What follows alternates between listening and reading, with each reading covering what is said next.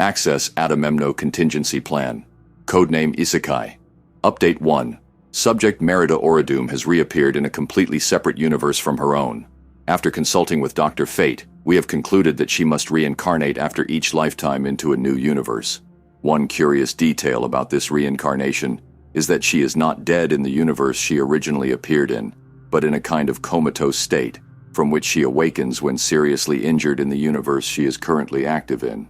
I have theorized that her reincarnations are not her actual self at all, but part of her pantheon ability to split her physical self and her soul self.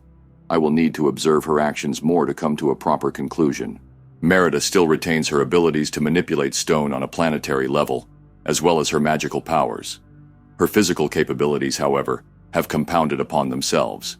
Her physical limitations were once equivalent to my own. Now, however, she seems to be on the low end of superhuman.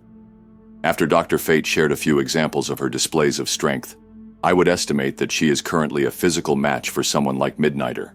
She has also gained the ability to sense, absorb, and control various forms of radiation. This control has been demonstrated in the creation of radiation wings that she displays when she wishes to inspire or intimidate, or in controlled blasts, which she has used to destroy large buildings. Her control over this ability has already grown to the point that she has learned to sense other forms of energy, which she can then begin to start manipulating. The only example we currently have of this adaptability is her sensing the energy used by an alien fleet, and then detonating those energy sources, sacrificing herself in order to save her planet from the threat of invasion. Another more subtle variation of her radiation ability is that she can control creatures who have been mutated by, absorb too much of, or rely on radiation to survive. If she learns to refine this part of her abilities, there could be dire consequences.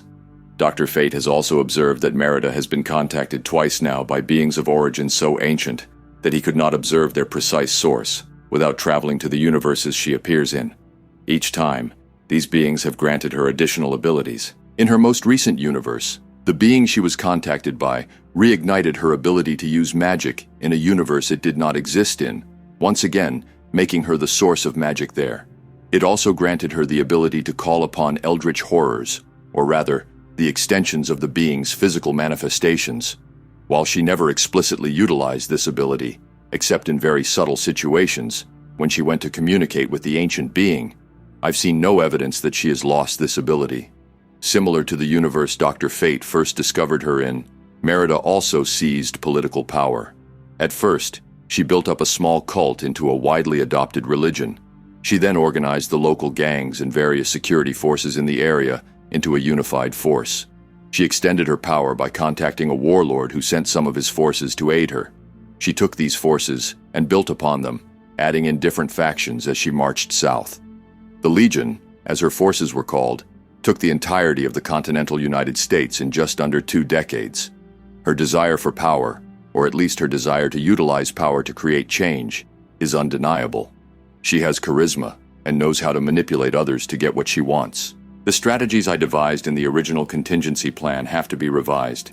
Her new abilities make energy-based attacks less effective. While she still needs a few weeks to learn and adapt to energies before she can manipulate them, I don't want to rely on containment procedures that she may be able to adapt to. While more powerful, Merida still retains several weaknesses I can exploit to try and take her down and contain her. Merida can still be harmed by conventional means and regularly lets her guard down when she believes she is safe. This can allow me the opportunity to stun her with electrical attacks. However, whenever she is injured, surprised, or angered, Merida has a tendency to let loose with her powers to a degree that will overwhelm her opponent. The key to this strategy is maintaining a high enough current just long enough to allow me to use gases to knock her out and subdue her. The combination would have to be quick, just long enough to surprise her, but fast enough that she doesn't grow angry and retaliate. Keeping her in a chemically induced coma is feasible. However, I don't know how her pantheon ability would react to such a state.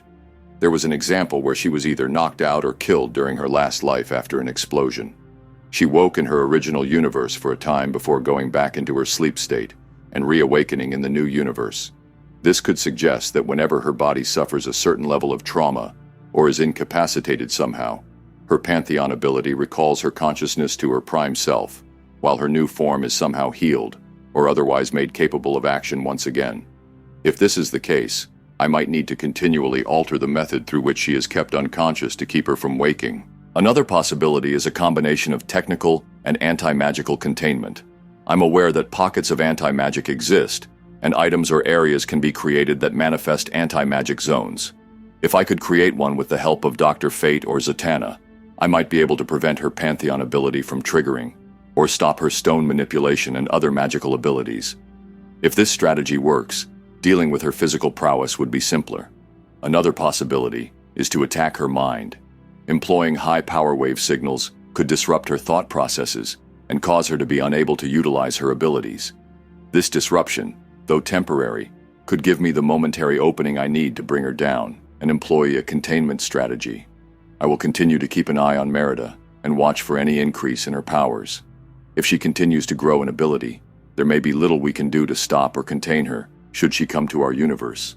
And if she does come to our universe, I will need to be on my guard in case she tries to take control like she has in the 2 universes I've observed her in.